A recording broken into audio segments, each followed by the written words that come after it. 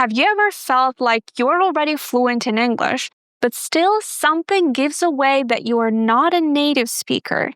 If this feeling has been haunting you for a while now, then you are in the right place, because today we are going to have a look at certain phrases that make you sound like a language learner rather than a native speaker. And we are going to learn some alternatives that will help you sound more natural. Let's go. I hear this phrase from language learners all the time. I go to work by car. And while this expression is grammatically correct, it's a bit too formal. So instead, a native speaker would say, I drive to work. That's it. Easy. I drive to work. So by replacing go by car to the verb drive, you're going to sound so much more natural. Now, let's say your colleague asks you, hey, do you need a ride to the office? You can say, no thanks, I'll drive today. Easy. But what if you are not the driver? What if you are the passenger? In this case, we use a little different expression. We use the expression to give a ride. Let's say your boss asks you, hey, how did you get to work today? The traffic was crazy. So instead of saying, I came to work by car, which is again very formal, you can say, Steve gave me a ride. For example, let's say you have a colleague whose name is Steve. So Steve gave me a ride. This sounds casual, and this is definitely more common. If you want to ask someone for a favor, you would also say, hey, can you give me a ride home? Another option, can you drive me home? So remember these two phrases. Well, the verb to drive, the expression to give a ride. Let's move on to the next phrase. But before we move on to the next one, if you guys want to receive a PDF with all these expressions and practice activities with answers, then make sure to subscribe to my newsletter. The link is down below, and you'll get the PDF right away. Now, let's imagine that you arrived at a party and your friend asks you, hey, how did you get here? Instead of saying, I came here on foot, which is very formal, but you can see this expression in all textbooks. Instead, it's better to say, I walked here. Easy. I walked here. Again, more casual, definitely more common.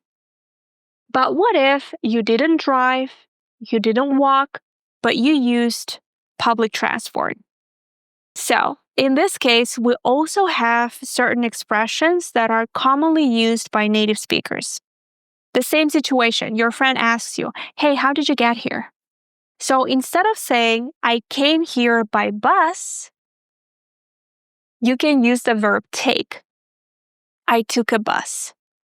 So guys, whenever we talk about public transport, we use the verb to take. I took a bus, I took a train, the same situation. Instead of saying, I came to work by train, you would say, I took a train to work. The subway. Well, with the subway, it's a little different. Let's talk about the articles here. So in the previous two examples, we said take a bus, take a train. So we use the indefinite article. Now with the subway, it's a little different. Imagine a situation. Your friend asks you, how are we going to get there? So instead of saying, let's go by subway, you would say, let's take the subway. Pay attention to the article, the subway. You wouldn't say a subway. Why? Why is the subway different? Well, because when we say subway, we mean the general system, right? And we are referring to the system, not a specific vehicle, like a specific train. Okay? That's why we say, let's take the subway. Let's have a look at a few more examples. The traffic is terrible right now. Yeah, let's take the subway instead. How long does it take you to get downtown? About 20 minutes if I take the subway. Very often in textbooks, you can see the expressions by plane and by air. I'm pretty sure when you were learning English, you learned these expressions. But they are, again, a little too formal. So instead of saying, for example, I came to New York by plane, or I went to New York by air last week, a native speaker would say, I took a flight to New York. Again, so much easier, right? Or you can say, I flew to New York. So you would use the verb fly in the second form. Fly, flew. I flew to New York. Very often, you might also see a phrasal verb, fly out. For example, she flew out to Chicago yesterday for a business meeting, let's say. So to fly out, we use fly out when we are talking about departure, not the arrival. Another example, I'm flying out tomorrow morning. My flight is at 7 a.m., let's say. So I'm flying out. Okay? I'm departing, in other words. So these are the expressions that we use when we talk about going somewhere. Now, let's talk about distance, because in this case, we also use pretty much the same expressions. For example, if someone asks you, hey, how long will it take to get to the airport? Instead of saying it's 10 minutes by car, again, this expression, it's better to say it's a 10-minute drive. Easy. It's a 10-minute drive. So here the word drive becomes a noun. And pay attention. In the first example, it's 10 minutes by car, which is again grammatically correct, but a little bit too formal. Minutes, the word minutes was in the plural form because it's an object. But in the second sentence, it's a 10-minute drive. 10-minute becomes an adjective. That's why we remove the S.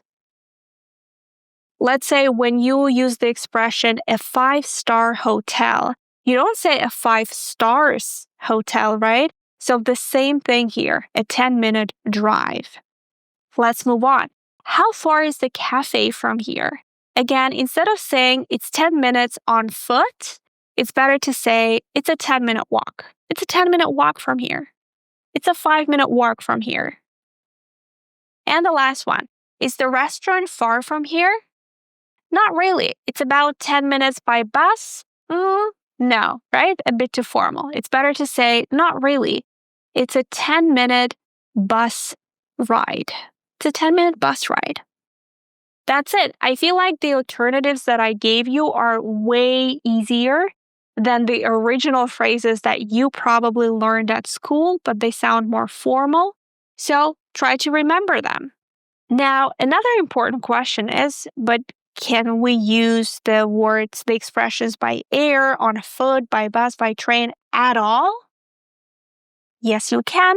Just keep in mind that we use those expressions in formal situations. For example, when you are writing an essay, when you are, writing a report, and when you are explaining different travel methods. For example, I can say traveling by car is more convenient in the countryside. This sounds like an essay to me. If I was writing an essay for my IELTS exam, I would probably use this expression. Or another one, it's faster to travel by plane, but more expensive. Again, we compare different travel methods. Most tourists arrive on the island by air. By air, not by land.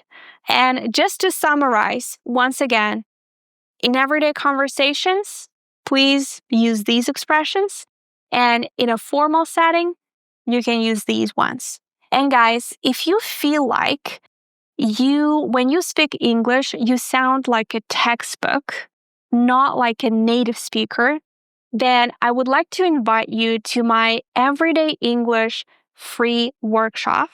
All the details will be in the captions below. In this workshop, you're going to learn how to sound like a native speaker in everyday situations. For example, when you go to see a doctor, when you are in a bank, when you are in a grocery store, when you are in a restaurant. It's going to be a 90-minute workshop with me on Zoom. It's absolutely free. All you need to do is to register because the spots are limited. I hope to see you there. Have a great day, and I'll see you in my next video lesson.